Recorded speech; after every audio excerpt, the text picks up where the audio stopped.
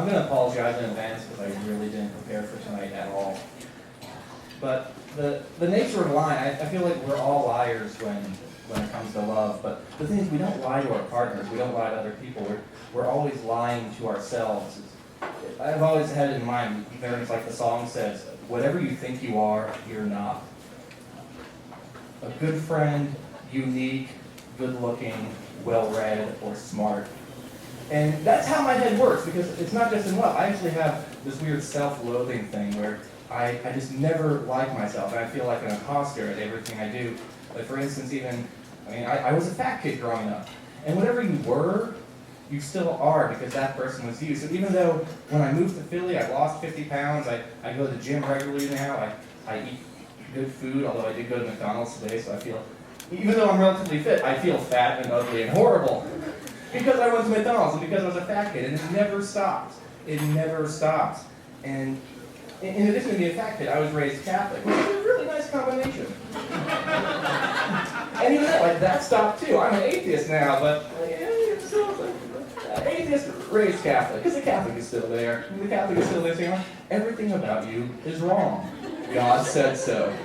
You're going to sit in a box and tell an old man everything you've done that's bad. And then he's going to tell you you're bad. In case you didn't know, having prepared the list of bad things beforehand. And then, of course, being a fat kid, not being able to run and jump and play like all my friends, like all the other kids around me, it's like, oh, okay, so I've just sat and told this guy who's the messenger to God that I'm bad, and clearly I am.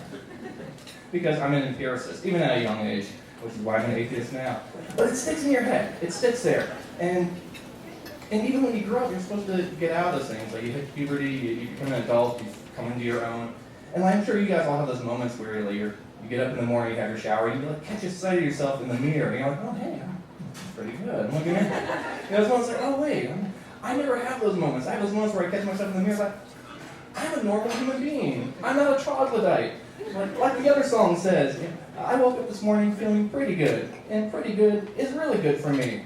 And it comes up even in relationships. When I moved to Philly, there was someone I immediately became infatuated with. Because before I came to Philly, I was living in my dad's basement, so I didn't date anyone, which seemed natural to me. Like, I don't have a job, I feel like a loser, I shouldn't be dating someone. I went on an OkCupid date with someone about a year ago, and I mentioned that, and she was like, oh yeah, no, I understand, but you didn't hire a prostitute or anyone? No.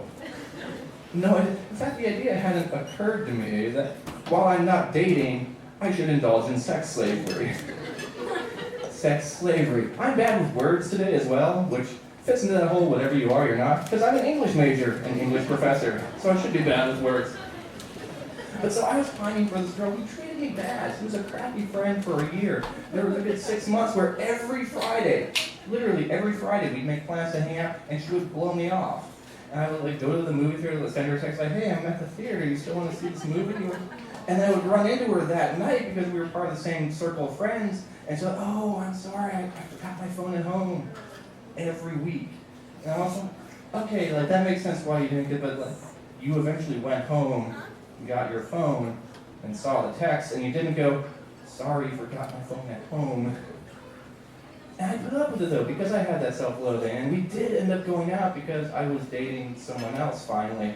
And she was like, oh no, that's my mom. Why are you?